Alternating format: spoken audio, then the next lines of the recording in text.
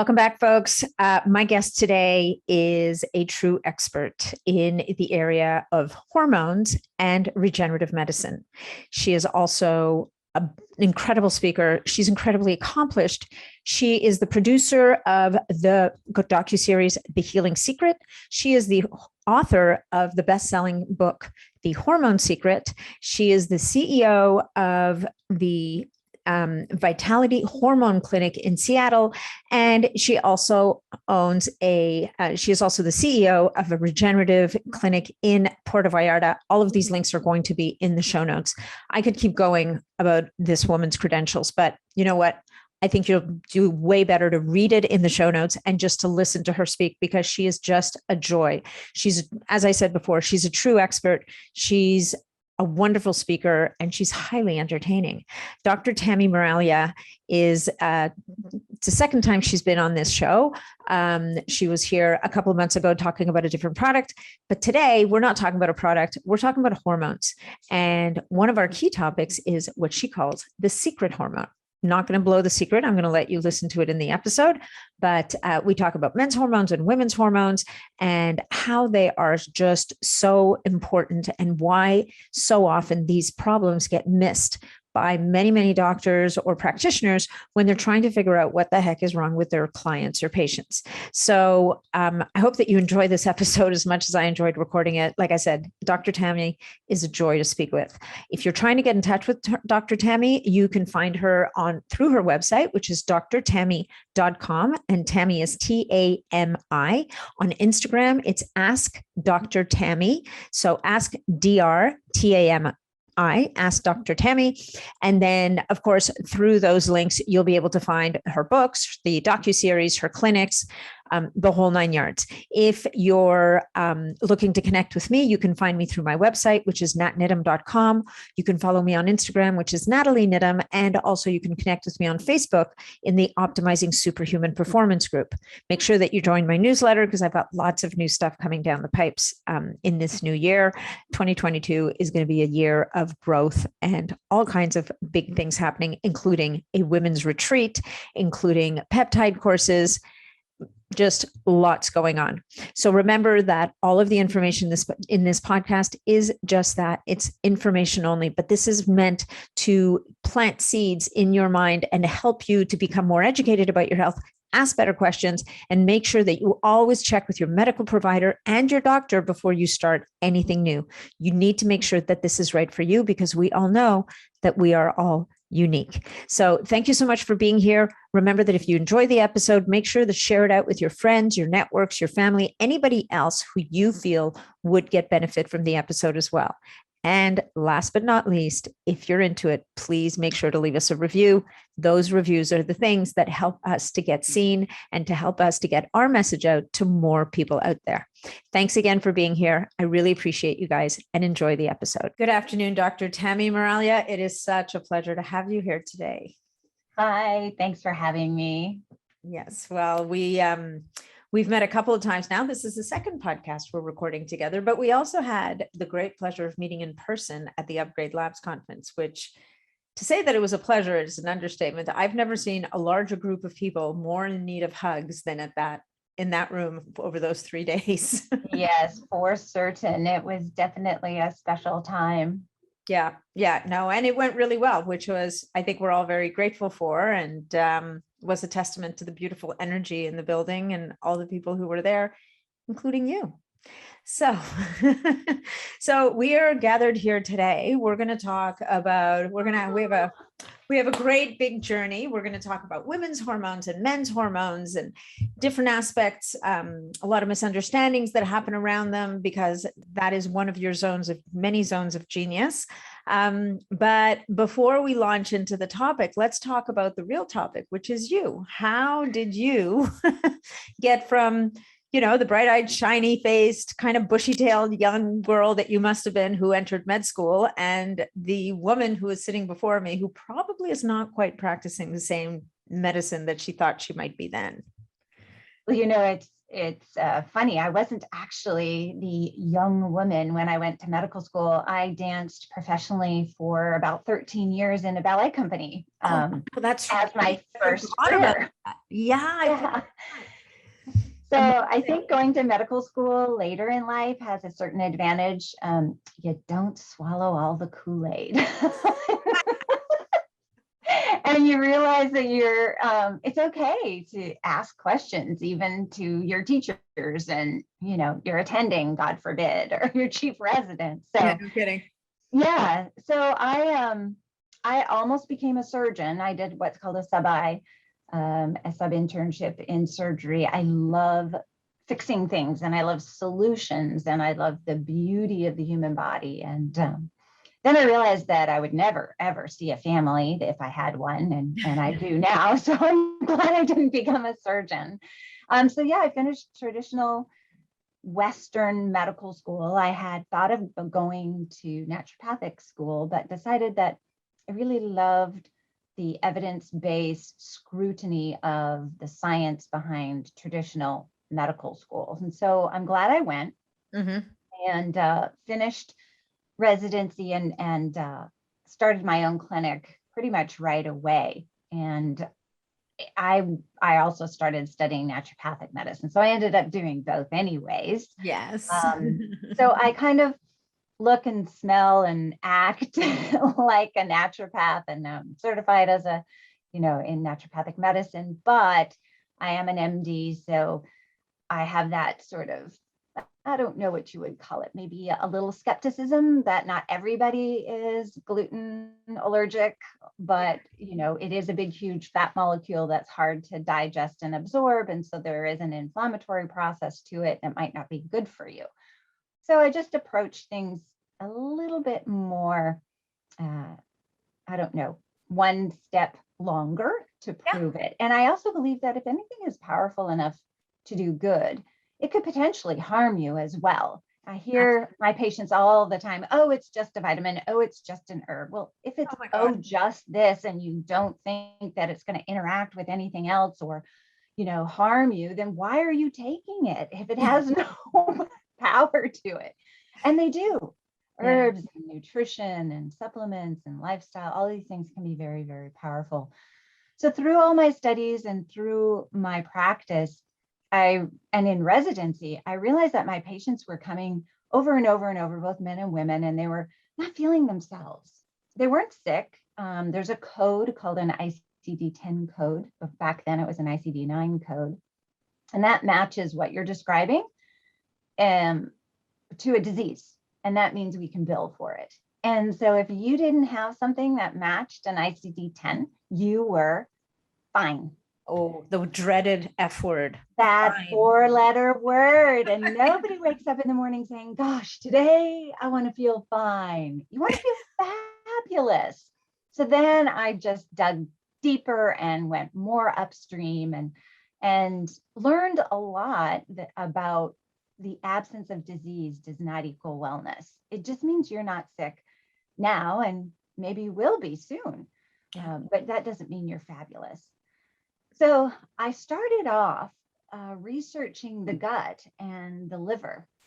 I really felt like that was the most important thing. And I, really dug in with my patients and tried to get them to fix their gut and their diet and all of this kind of stuff. And it was so hard for them because they felt terrible. And I was like, wait a minute, I have to rethink this. So I went back into an evaluation of my approach, and I thought, if I optimize their hormones, it's not the end of the story, but they're going to feel significantly better right away. Yeah. And that's what happened. So myself, I was exhausted. I had a less than 2-year-old daughter, and I was pregnant, and I was a resident.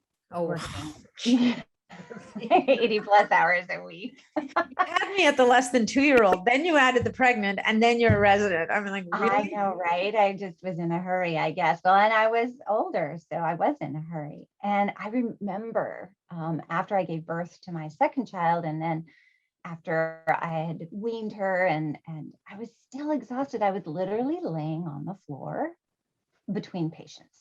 Like I was so tired. And so I checked my hormones and, I was in my 40s. I'm not supposed to be that exhausted.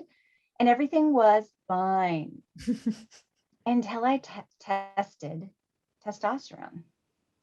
And the lab fought me. Why do you need to test testosterone? It's female. And I said, I just want to see. And not only testosterone, I checked free testosterone, which is the bioavailable. And I literally had 0.2. Wow. I had none. And that started my research into what I call the secret hormone for men and women, which is testosterone. But men don't think it's a secret. Their secret is under the ice cube, right? The testosterone is the tip of the ice cube. The iceberg, everybody knows about it. But underneath is all the secrets about what has to be taken care of. Women, it's definitely the secret hormone. That's why I wrote the book, The Hormone Secret. And it was all about your hormones, but mostly about testosterone for men and women and how to optimize it. Nice. And so I love it. So when you tested your testosterone and it was on the floor, and of course, along with you, as you're sitting there trying to recover in between patients, and most likely, was there, along with that, because I know that when I see women who've had babies, and often who've had a couple of babies close together, and they're working and they're burning the candle, they have what I call a multi-wick candle. We go beyond burning the candle at both ends. At some point, we that candle with 4 wicks or whatever it is. I see a lot of tired thyroids and tired adrenals, not to bring in the adrenal fatigue, but just to bring in the body just doesn't work nothing works as a silo in that system. And the thyroid gland seems to take a real hit with pregnancy, in childbearing years. And as the body is trying to, run the ship for one growing organism and another one that's trying to hold it together kind of thing and nurture. How much of are you, I'm sure in your book, which I, for some reason, didn't read before this interview. I'm really sad I didn't actually. But I'll have to get you one. Yeah. It's available everywhere. It was published by Simon & Schuster and blessed. Well, that's what I mean. It's not like it's hard to find. But how much of a factor are you, how much linkage are you seeing? Testosterone is the one that nobody wants to look at for women so often, right? So many doctors, just like your lab, is yeah, you don't need that. You're fine. Right. But in your case, when you're looking at testosterone, how much of a factor are you seeing coming into play with all these other hormones, almost systems, right, that are dealing with all of the supporting actors that might bring this along? After about the age of 35, your adrenal glands are taking over the production of testosterone, also of estrogen and progesterone. It's just sort of your mother nature's system of, okay, the ovaries are done or almost done, so we're going to transition to the backup players, the cast B, and that's the adrenal glands. But the problem is that we're actually seeing these hormone deficiencies in men and women at a much earlier age, some in our 20s and early 30s even sometimes. Yeah. And it purely is because your adrenal glands are doing what's called cortisol steal. And they're taking the raw ingredients and the DHEA and the things that are needed to make testosterone and progesterone and things like that, to make cortisol, because your body thinks that you're running away from the bear all day. Every day. That darn bear, it's always there.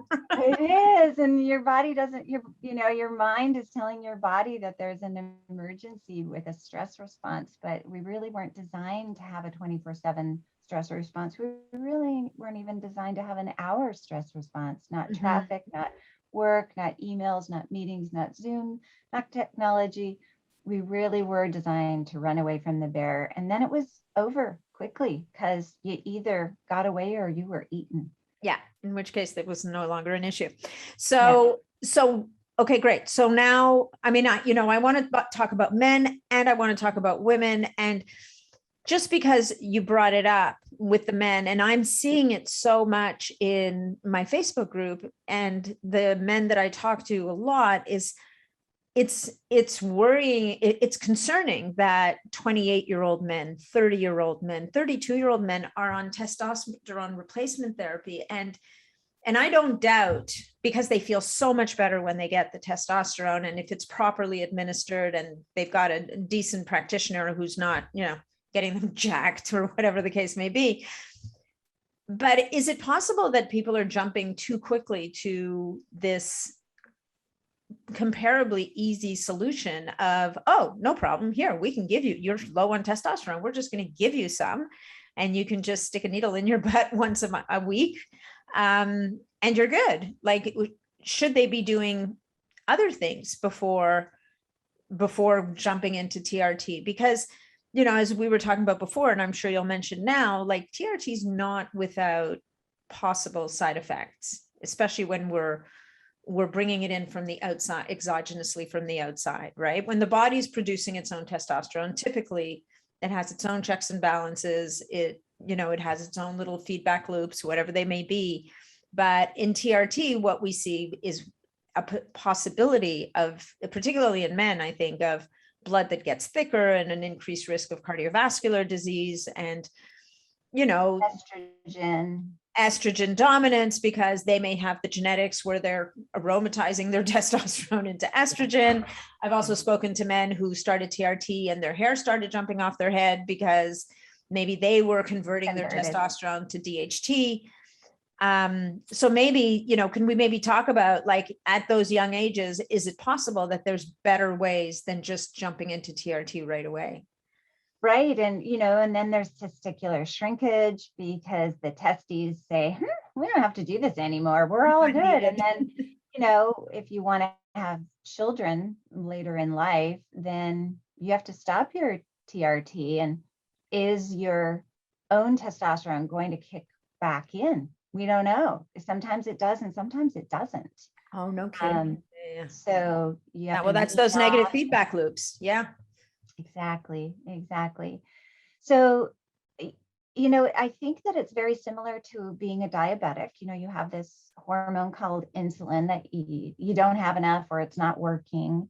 And so instead of saying to a diabetic, gosh, we could address your diabetes, your type 2 diabetes anyways, with weight loss and, watching glycemic index and increasing fiber and all these things, instead of just giving you insulin, which is going to quote unquote fix the problem. But there's other ways to do it that might be better long-term. And I think it's the exact same for men with testosterone. There are lots of other ways, at least when you're younger, for sure. Yeah, for sure.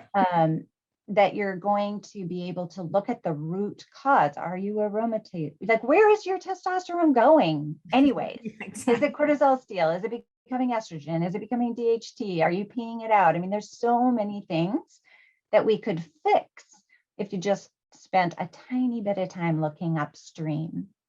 Nice. And it just, I think that brings us back to the issue of, in that case, it requires work, right? It requires work on both parts. It requires work on the part of the practitioner to educate the patient, but then it requires the patient to actively take a look at their lifestyle habits. Are they sleeping? Are they working too hard? Are they working out too hard? Sometimes that's not like both are true, right? Working out too hard, working out not having a completely sedentary lifestyle because they're stuck in front of a computer too long. Like, all of those are true, right? Yeah. All of the extremes ultimately is what going to undo. Like, I love my male patients. They are not the ones normally who come back and say, oh, it was too hard and I didn't do it. They're actually pretty good. Yeah. They're just lost. They don't know what to do, and they've heard about testosterone everywhere. So they think that's the solution, but not because they're not wanting to fix the problem on a deeper level. It's just they don't know what to do. And the more you research, the more confused you get. And then just because something is right, it might not be right for you. And that's why our clinic has customized programs for every patient. You are a human being, you are a male or a female, but after that, you're quite different. Yeah. So that actually brings us to that's a good little segue, because I think before we jump into women and all of the issues around their hormones, is that you have a particular way of addressing each patient, right? So in as much as every patient gets a customized program or approach to whatever it is that they're looking to deal with, you have a very, I think that anybody who's any good at what they do in this business has developed a system or a way of looking at things so that they curate the information through this filter for each patient. And I think yours has to do with three things, three categories, three pillars. Isn't that what you said? You have three pillars? Yep. Or there's three pillars, three important pillars to health. And, I have a ton of celebrity patient, professional athletes, but we want every patient to feel like a VIP and feel like they're the only person that, matters in the world. I often speak at conferences, but, like the Upgrade and Bulletproof, but I most often speak at physician conferences. I'm teaching other physicians how to do a holistic approach, how to balance hormones, how to do an integrative approach. So you have to create a system when you have that. And so we created a membership model. We do have patients who come and they pay a la carte, and we have telemedicine appointments, and we're able to address, one or two items that are ailing you. But we really would rather have a relationship with you and a membership, just like you have a membership at your gym, but this is a gym on the inside of your body. And we are going to go actively looking at every area: DNA, adrenals, thyroid, amino acid, vitamin and mineral, gut microbiome, neurotransmitters, hormones, nutrition. We're just going to pick up all these rocks and we're going to look. And we're not looking for just problems. We're looking for balance and optimization. It's more of an Eastern medicine philosophy where your relationship with your doctor is to keep you well, not to go to when you get sick. It's my job to prevent you from being sick and to keep you feeling full of vitality. And so we have all of our stuff on drtami.com. If anybody is listening, we just opened our patient panel and we are taking patients again. We were not for a long time. We were maxed out. It was really nice for patients to have, a doctor on speed dial during the pandemic that was just there for them. And so that's why we were so busy, but now we have some availability. And what we really focus on is, like I said, you were saying that the three pillars. The first pillar that you need to have optimized is your structure. And, I had a very large stem cell clinic in Seattle. The FDA changed all of the rules with regard to stem cells. And so now, if there's any physicians or clinics that are doing stem cells in the United States, they're doing it at a reduced way, or they're trying to do it kind of on the low down, and neither of which I felt like was honoring the patient. So I had opened over a year ago a regenerative center and a stem cell clinic in Puerto Vallarta, Mexico, in a private hospital called Bio-Renati Stem Cell. And Bio-Renati means life renewed. And we're opening one in Tijuana. Oh, wow. In early 2022. And we have a stem cell bank, so you can store your own cells in our own lab. So that's the structure. And, it doesn't really matter what's going on with your testosterone. If you have something wrong structurally, you're going to be in pain, you're going to have inflammation, and we really need to fix the structure. And my favorite way is not to turn to drugging and cutting first, but to use regenerative cellular therapies first. And that's what we recommend, is to explore the stem cells. The second pillar is chemical. And that's hormones and nutritions and neurotransmitters, but it's also chemicals in our external environment. So mold and toxicity and preservatives and things like that. And all of that acts like chemical messengers to your structures. So you absolutely not only have to have any deficiencies addressed, but they also have to be optimized and balanced with each other. For example, a lot of people are taking zinc right now in a hope that it will boost their immune system. But did you know that if you take zinc alone, you might create a copper deficiency? Yeah. Because zinc and copper are together and compete with each other. So you should be taking a 30 milligram zinc with a 2 milligram copper together. So things like that people don't understand. Of course you don't. You didn't go to school for it. That's why you go to the gym and get a trainer who can look at what you're doing. Yeah. That's what we do. And then the third pillar, which I believe is one of the most important parts and is hardly ever talked about, especially in Western medicine, is the electricity, the frequency, the energy. Every single cell in your body has an electric charge. If you had something wrong with your brain, I would check the frequency of your brain with an EEG. If you had something wrong with your heart, I would check the electricity of your heart with an EKG. We are filled with, and we are energy beings. And it turns out that, back to that original conversation about how cynical I am, turns out there's a lot of evidence-based research on how we can change the frequency of our cells.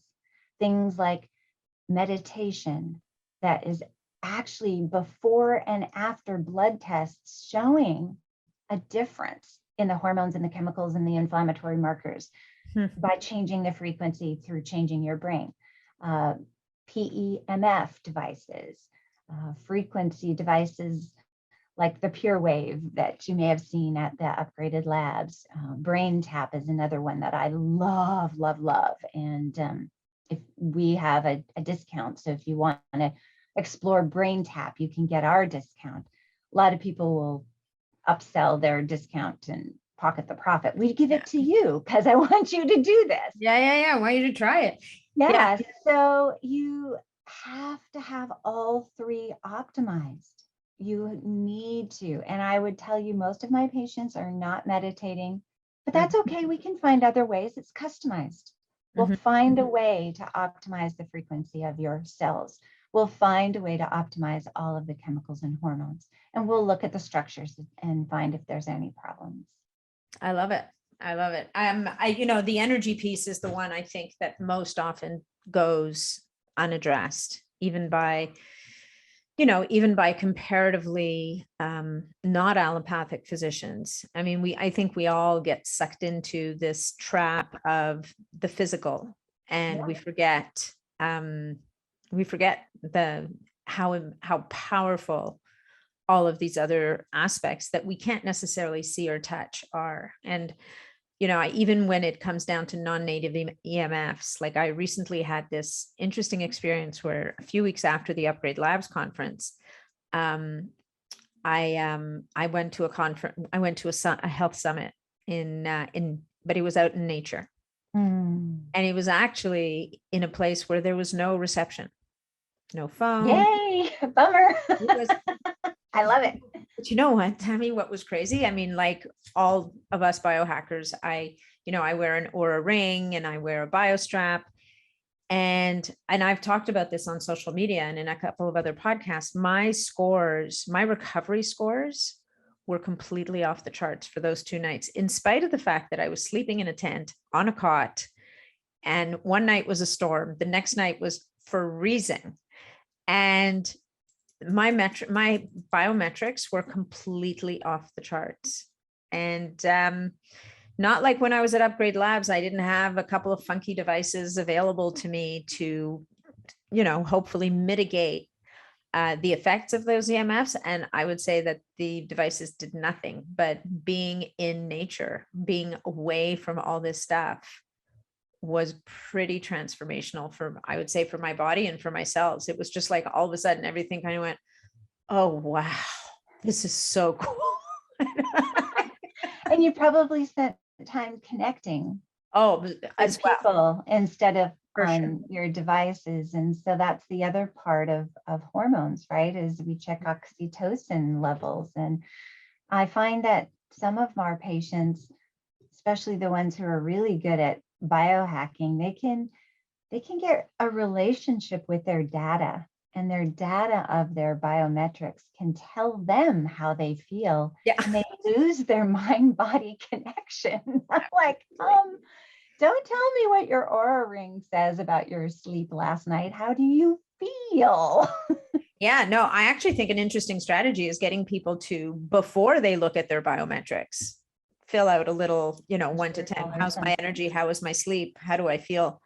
Yeah. Go look at your biometrics, and then maybe help to reestablish that connection that we all would have innately and have probably lost contact with, right? For all the good and bad and whatever reasons that are around. Yeah. Yeah. And we're in a cause and effect Newtonian world, especially in medicine, instead of causing an effect of quantum. Nice. Well, let's talk about this quantum business, because you talk about quantum lots. As a matter of fact, at the Upgrade Labs conference, you were running the booth with Ian Mitchell with around the hair systems, which we've talked about on a previous podcast. And then Ian had his, Neural RX, like amazing stuff on the other side. And then the middle of you was a little booth that you call Fluffy, which I love. But which actually stands for Focus Life Force Energy. And this really moves into this whole bigger, more quantum based theory of wellness. Well, and I love Fluffy. They do great work, and you can obviously go look them up or go to our site, and we can give you an affiliate link to have a 15-day trial. And I also think that you need to learn to develop it from the inside out. So learning things like spending time with Brain Tap, or doing any of Dr. Joe Dispenza's meditation, or reading his books, Andy with Headspace. Yeah. There's so many, and we all like different food, and we all like different arts, and you'll probably not like the same kinds of meditations that I do. And frankly, I don't like the same meditation all the time anyway. Sometimes my brain is too chattery, and I just want to choke the voice on the other side because it's so irritating. I heard that from clients. Yeah. I'm going to kill him. Then I have to do a breathing one. I'm like, okay, I can focus on my breath. I'm not going to get irritated. Yeah. But I think that the biggest thing with regard to quantum and energy and frequency and all of that is people think, they don't know how to do it. So find a coach, find people like us at, drtami.com. Your doctor actually can help you with this. Or go to a Dr. Joe Dispenza event, or go online and do a course, or go to TM, Transcendental Meditation. Just start.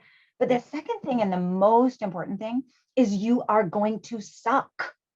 Yeah. You will. Well, it's meditation practice. Notice it's a meditation practice. It's not a meditation performance, or I don't know what we would call it, but it's one of those things that acceptance, I think, is at the top of the list of things we're supposed to be doing during meditation. Yeah, surrender.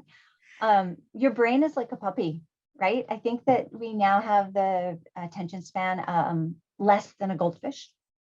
And so your brain is like puppy training. When you sit down to meditate, it's puppy training. So you literally tell your puppy, sit, and then your brain is like, oh, I want a snack. Sit. Oh, but I want to go play. Stay. Oh, what's that noise? Stay. And so that's all meditation is bringing yourself, and not to get mad or upset that all of these things happen. That's like saying you're upset that your heart beats. That's the way your brain works, and it's been developed to work that way. But it doesn't mean you can't train it. Yeah. And you can train it to stay. And it's just, think of those thoughts as little bubbles being released. I'm like, oh, good, that one's gone. Oh, okay, back here. Yeah. Yeah, no, one of the things I cue people to do is to, the bubbles will be there. The idea, and actually Emily Fletcher puts this really well. She said, whoever said you had to clear your mind to meditate, she's like, I want to find that guy. And teach him how to meditate. Teach him how to meditate. Because she's like, you're not going to clear your mind. But what you are hopefully going to learn to do over time is not to engage with the thoughts. Right. And so I kind of try to think of them as like cloud bubbles, word bubbles floating by, and you just go, oh, there's a cloud bubble floating by and coming back to the breath, and just not eventually learning, and it doesn't happen overnight, but eventually learning not to follow the bubble dig into the bubble and fall down the wormhole of the bubble. Yeah. Yeah, true. It's all those things. Okay. And so here's what I think about meditation and all of this. So if you think about your mind is the doctor. The doctor writes prescriptions, right? I write a prescription. What happens with that prescription? Well, it goes to the pharmacy. So your thoughts and your feelings are the doctor writing the prescription of, say, worry. That's what your thought is. That's what your feeling is. So that's the prescription. Off it goes to the pharmacist, because that's where all prescriptions go. Do pharmacists write prescriptions? No. They take the prescription and they dispense exactly what the doctor wrote. Yeah. So now you're in the pineal gland in the brain and the pituitary, and the prescription is for worry. And so the pituitary, the pineal gland, the pituitary, the thyroid, the adrenal axis, all of it is getting the prescription. Okay, here we come. I have chemicals and hormones that are worry. Yeah. And you have a full body experience because of your thoughts and your feelings that wrote the prescription. Mm-hmm. So here's the cool part. If your doctor, your thoughts and your feelings, can write prescriptions of fear and worry and stress, could they write prescriptions for healing, connection, love, and just all these wonderful things? And the answer is yes. Mm-hmm. We've proven it with research. Yeah. Yeah. Well, isn't there research that shows that just saying something positive is going to help to change your brain chemistry? It's going to change your physiological chemistry. And sometimes I think it has to do with gratitude, just expressing gratitude, even if you actually don't feel it at this very minute, but you speak it, will have a positive effect on your physiology. And over time will help you to move closer and closer towards that place of gratitude, which puts you in a better place altogether.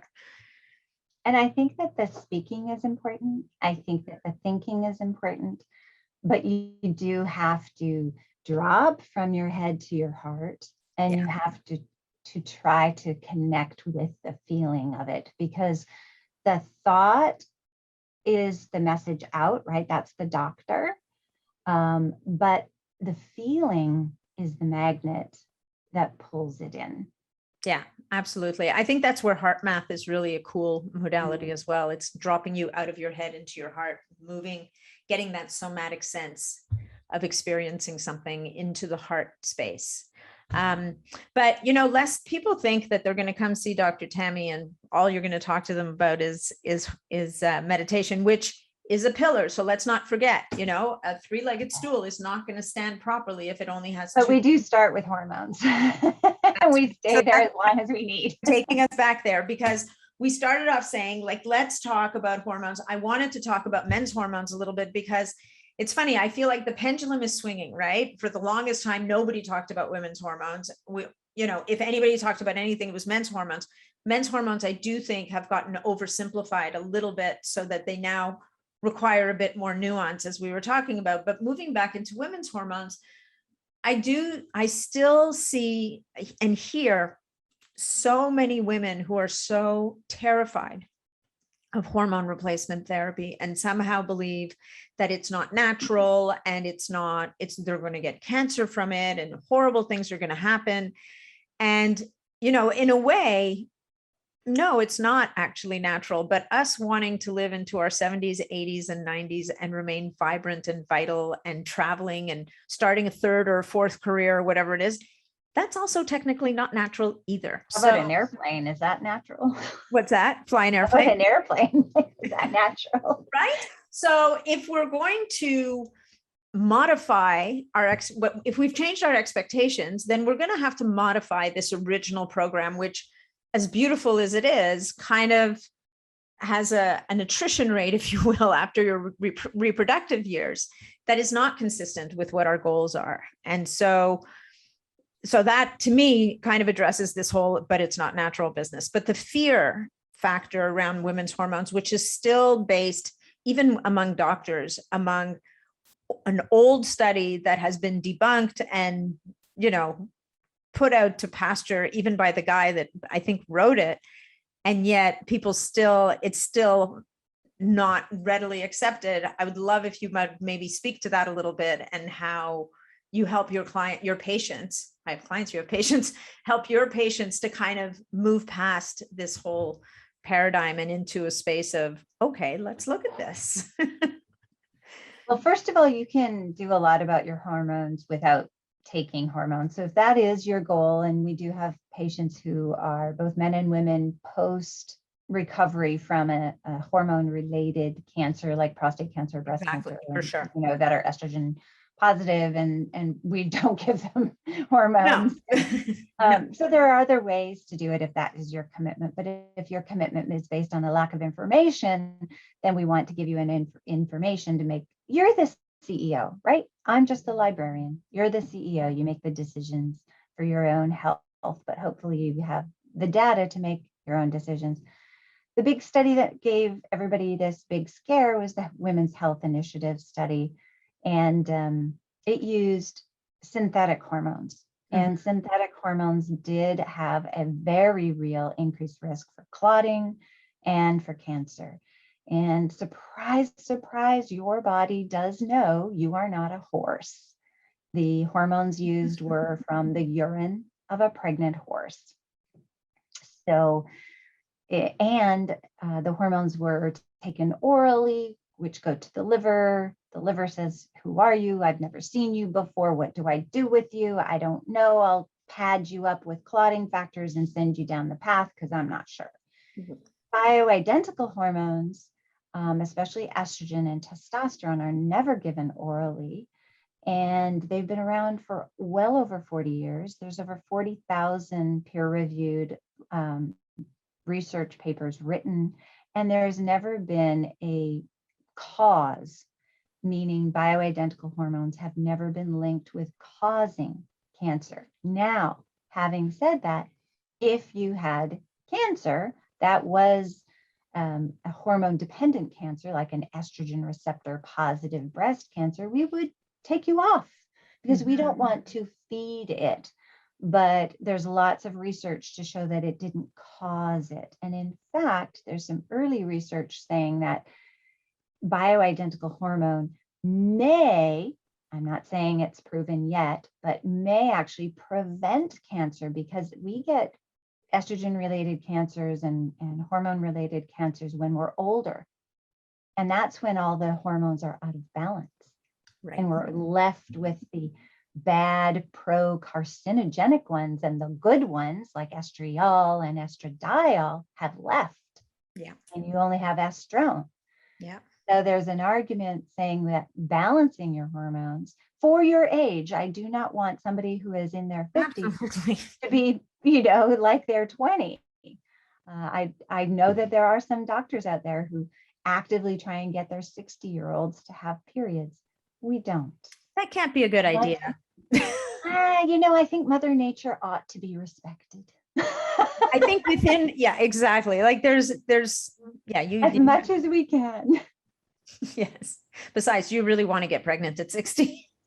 Well, if you even could. I don't think the eggs are there, but no. Definitely a cycling of building up the uterus and sloughing it and can be done. And yeah, no. Actually, you bring up an interesting point, which we didn't talk about this at all. What are your thoughts on the contraceptive that prevents women from ovulating altogether? That one where you just basically stop cycling? Yeah, I don't know. I'm not sure about all of the contraception that getting pregnant when you don't want to be pregnant is not a good idea. Of course. And I just wish there was a really, really, really good non-hormone way to do it. Yeah. Okay. That was reliable and easy to remember and all of that. Right. Yeah. No, because I just like, it's funny on a gut level, I don't trust it. I haven't been able to really articulate exactly why, but You're fooling Mother Nature. But you're really messing with the system, right? You're basically putting a lid on it and hoping that it just goes away. And that, I don't know, on a gut level, that doesn't seem exactly like a great idea. So you talk about the mystery hormone or the secret hormone for women, which I think we've touched on already, but maybe let's talk about it a little bit. The testosterone. And I think that women think, oh, it's about libido, and it's not just about libido. In fact, libido is like not even in the top 10 for women with regard to symptoms of testosterone. It's there, but it's not one of the most important. It has more to do with your muscle to fat ratio. It has more to do with your brain fog. It has more to do with your energy. It has more to do with weight loss. It has more to do with bone health. It has more to do with your skin and your elastin. It has more to do with your hair. I mean, there's so many other things, especially the brain fog and the energy being, some of the top 3, top 2 for sure, that are the reason behind asking to get and insisting to get your free testosterone checked. Yeah, no, I love that. I think that, but you talk about balance here. So if a woman's going in for hormone replacement, you're not just going to give them typically, or would you, like just testosterone? Like at some level. No. It depends on customized what they need. I mean, it certainly, we actually start off our 1-hour appointments talking about how every patient is feeling that time, that day, that the last couple of weeks, couple of months, because how you feel and what's going on with you is the filter through which we read the lab result. We don't treat pieces of paper, we treat people. And so if you say that there's no problems and you're feeling fantastic and we run through all these things, but your level is low normal, fine. I'm not going to raise it just because you're not in the textbook optimal level. Maybe we didn't check you when you were 18. Maybe you were always on the lower third side. And then conversely, if a patient is saying that they feel terrible and they're having hot flashes and, their levels are normal, then we'll optimize it to the upper levels of normal. You matter. You're unique. Yeah. And you look at genetics as well, right? In your practice? Yeah, we do. And it's important because what you do with your hormones and how you get rid of them and how you recycle them through the liver and all of that is super important. I mean, not the genetics of like 23andMe, although that's fun. I'm 96% Irish. That's not too hard to believe looking at you. I know, right? I was surprised it was that high. Anyways, it's a medical genetics test. I want to know about, your liver and your hormones and all of that. We've found things that are vitamin D related. There's some people who can't absorb vitamin D. Well, vitamin D is fat soluble. You're supposed to be able to take like 40, 50,000 all at once a week. Not everybody. Yeah. Some people have to take it twice a day, break up the dose just to absorb it. So if you don't look, you cannot know. Yeah. Yeah. No, I love the genetics piece because I kind of refer to it to my clients as these are your factory settings. It doesn't mean that this is what's expressing right now because you have a whole lifetime of stuff behind you that may have changed the way different genes are expressing right now. But this is how you were kind of brought into this world. This is your operating system as it was set up. Now let's look at what's happening and what it was and see where we can kind of maybe bring you back or help you along in a different way. So it's the hardware, but the epigenetics, everything that you do, everything you choose, everything that happens, everything you eat, every choice, hormones, all of that, that's the software. That's what runs the program. Even your thoughts, right? We know that stress can have a massive impact on how your genes express. Well, yeah, because your thoughts are the prescription. That's right. Your body's just there to deliver. Yeah, it's very obedient. Yeah, no kidding. Shockingly so. So you got to use that as a superpower. So what else are we going to dig into here? So actually, I know what. The secret hormone for men. Yeah. What's the secret hormone for men? It's not there's no secret to testosterone for men. That's not the secret. No. The secret is it might be cortisol and it might be insulin. Yes. And insulin is a way, if you have elevated insulin, you're either at or on your way to arrive at insulin resistance. Mm-hmm. And that is going to have a great deal to do with how your fat is working. Now, we used to think of fat as just like padding and insulation, but it's actually an organ. Mm-hmm. It actually produces 5-alpha reductase. So your testosterone is being converted into estrogen through fat. Wow. Yeah. So men who are way more than they should often have man boobs. I was going to say that's not just because of weight. Yeah, that's got man boobs. Yeah, that's because of the conversion of testosterone. So the secret is that fasting insulin level and your cortisol level as well. Yeah. And also, I think we haven't even talked about it today, but I know that this is another piece of it as well, is sleep is exquisitely related to both of those hormones, or lack thereof, or poor quality sleep. It is. And I'll give you a little secret. It takes a lot to convince me. Like I said, I'm super cynical, and my answer is, Yeah. I'm not no, I'm not yes, I'm let me learn more. Well, is good. Is good. Yes, yes. So I was looking at this whole mouth breathing thing at night. Oh my God. I know. My poor husband, he's like, really, you want me to wear that? I'm like, oh yeah, baby. Come here. No, it started with my husband too. He snores so loud you can hear it downstairs, and he has sleep apnea, and he won't even get a sleep study because he's like, I'm not wearing that CPAP thing. So what's the point? I'm like, you are the most non-compliant patient I have. He's so frustrating. But he usually comes around and he's exhausted. I say, of course, because you wake up 400,000 times. Me too.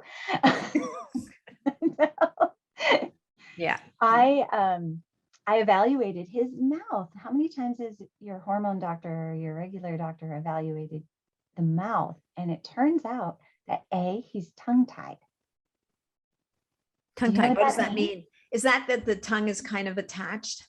So the little tissue flap in there. Yeah. I used to always tease him that, he can't stick out his tongue. He's like this. Oh, he's tongue-tied as in, it's literally tongue-tied. Yeah. It's literally tied.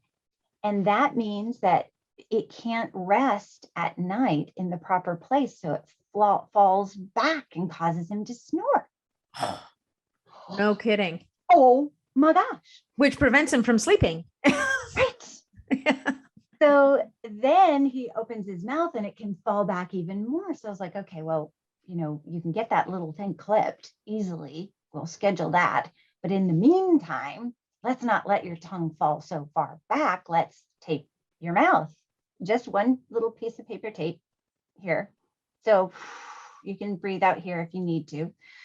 And he's like, I'm not doing it if you're not doing it. So I tried as well. And I always try everything that I am going to tell my patients to do. Of course. It also, the research shows that nasal breathing through the night increases your nitric oxide. Yeah. And there's 0 things that you can say that are bad about more nitric oxide. It's like always a good idea. Always. Blood pressure, skin. I mean, just everything gets better when you have more nitric oxide. I can't tell you. It is so amazing to just tape your lips at night and do nasal breathing. I don't know whether it's the nitric oxide. I don't know what it is. Everybody, you heard it here. You probably heard it before, but do it. It is amazing. And then check out your tongue. Yeah, check out your tongue for sure. And because that nasal breathing can help to, from a downstream perspective, help so many other things. Like if it helps with decrease cortisol from this, snoring and waking up, and increase nitric oxide, which is that second pillar of chemicals and hormones. And and so even testosterone could potentially improve as a downstream effect from all this. Yeah, if you get better sleep, your testosterone often goes up. Yeah, for sure. And then you might have more energy to go to the gym and lift heavy things. And if you lift heavy things, that will also improve your testosterone and growth hormones. It will, shockingly enough. So what else do we want to talk about in terms of men or women's hormones that we haven't really touched on yet, that you think you'd like to enlighten our the last thing is that it's not just, I keep harping on free testosterone, because it's not just what level you have, it's how much activity you have. And so total testosterone, it's like total cholesterol. Whatever, I don't care. I want to know how many good guys and how many bad guys. Yeah, exactly. With testosterone, I want to know who's in the game and who's in the bus. Yeah. And the bus is sex hormone binding globulin. That's the protein carrier that binds up your testosterone and prevents it from being active. So you should also ask your doctor to check sex hormone binding globulin, SHBG. Yeah, which in Canada is virtually next to impossible. I'm just here to tell you, it's my husband who goes to, one of these private clinics that charges you all kind of money as a membership. When I asked him to get his testosterone levels checked, they came back with a total testosterone level. And the nurse said, look at that, you're perfect. And I'm like, really? That's all you got? Well, come to Mexico or come to see us in Seattle once a year. Yeah, I think we're going to have to do that because we have a lab in Mexico. It's a beautiful resort, Puerto Vallarta. Yeah. Actually, we have friends who live in Puerto Vallarta all winter. We'll have to, we'll have to send them your way. But there's an herb called maca. Yeah, love maca. It actually kicks off the testosterone off of the carrier, off of sex hormone binding globulin. Mm-hmm. Really? Yeah. So it increases your level of bioavailable testosterone, and so you can put it in shakes. You can take it as a pill. You can make maca chicken. Well, actually, maca tastes pretty good. I mean, you can put it in a smoothie or even in your coffee in the morning. I made a coffee the other day with maca and lion's mane. And then I did a little shot of kava extract for the True Kava guys that were at Upgrade Labs.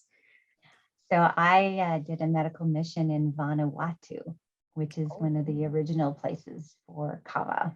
No kidding. Yeah.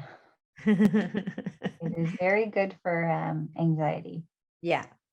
And what's amazing about kava, I mean, like talking to Cameron, which I actually just recorded a podcast with him, was that there's so many different varieties and each one has a different kind of profile. And they've done a really good job, because it kind of tastes like Listerine combined with like nettle and dirt.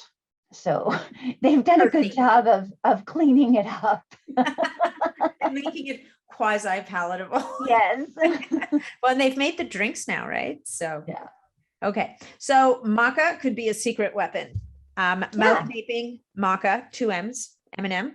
There you go. I always like those little alliterations. And testosterone for men and women. And so when your male patients are aromatizing testosterone, do you tend to put them on an aromatase inhibitor, or do you have other little tricks up your sleeve? You don't have to divulge all of your secrets here. I'm happy to. I got lots more. I think that doctors who don't want to share don't know enough. Yeah. But again, like aromatase inhibitors are a little bit, I find like it's a little bit like the hammer and the nail problem, is people are very quick to run to those. Did you know that zinc is a aromatase inhibitor? Did you know that there's a Chinese herb called chrysin that is a aromatase inhibitor? So start low, go slow. Yeah. That's our philosophy. Yeah. Chrysin, that's a good idea. And also because our men also need a little bit of estrogen. Yes. Yeah, we don't want to knock it right down. No, they need some for their bones and Exactly. skin. Although the testosterone helps the skin too, as does growth hormone. It's all the hormones working together. It's that whole symphony. Yeah, exactly. The whole symphony of hormones. Okay, well, so I've got more time, but I think that we've covered a lot of ground. You've written a lot of books, Dr. Tami. Well, I've written one published book, but I've done a lot. I had a docuseries that we're preparing to get out there. It was scheduled to go out during the pandemic, and that just didn't end up being a good idea. The timing is everything. Yeah, it is. It is. But there's lots in the works. We're deciding whether or not I should have a podcast, following your footsteps and share all the information, or just a YouTube channel or something. So just trying to bless people's lives. But we've been focusing just on our clinic, well, you've got a lot Dr.Tami.com to get more and more people the help that they need. Love it. Okay, so it's Dr.Tami.com and is your main website, and from there they will find links to whether it's the Seattle clinic or the Puerto Vallarta clinic, or eventually it's on the tip of my brain. It's a cool place, Tijuana clinic. Tijuana, is that the other place? Yes, it's because it's driving distance to from California. So that's cool. And then so from the website, from Dr. Tami, they will find all of this information. Also, you're now taking patients again, which is very exciting. So, and your membership model, which I think is kind of brilliant. This whole concept of a membership for your medical care. What else? What's the name of the book again? The Hormone Secret. The Hormone Secret. Okay. Yeah. And you talk about both men and women in that book, correct? Yes. Simon & Schuster said women buy more books, but the protocols are exactly the same for men and women. Huh. Interesting. Okay, cool. So how else can people reach you? Do you have Instagram or anything else? I mean, there's already a lot. Instagram is Ask Dr. Tami. Mm-hmm. And then our email address is support@drtami.com. And you just email us, say you're interested in any of the things, membership, hormones, stem cells, and we will guide you to the right place. And like I said, it's so hard to talk about everything because you really are unique and you really need somebody to take care of you in a customized way. And that's what we do. That's what we love. I love it. And love and care are actually powerful medicine. So we do that too. Yeah. So for those of you who are not watching this on YouTube and just listening, you can hear that from Dr. Tami's voice, but it's all over her face if you happen to tune into YouTube. So thank you so much for today, Dr. Tami. And what you guys also don't know is that we started our podcast before, because I came in somewhat flustered from the first part of my day. Dr. Tami suggested we do a 20-minute meditation today, which we did. So, she walks the walk and talks the talk, all rolled into one. So thank you so much for your time today. It was great talking to you again. Thank you. Have a beautiful day. You as well.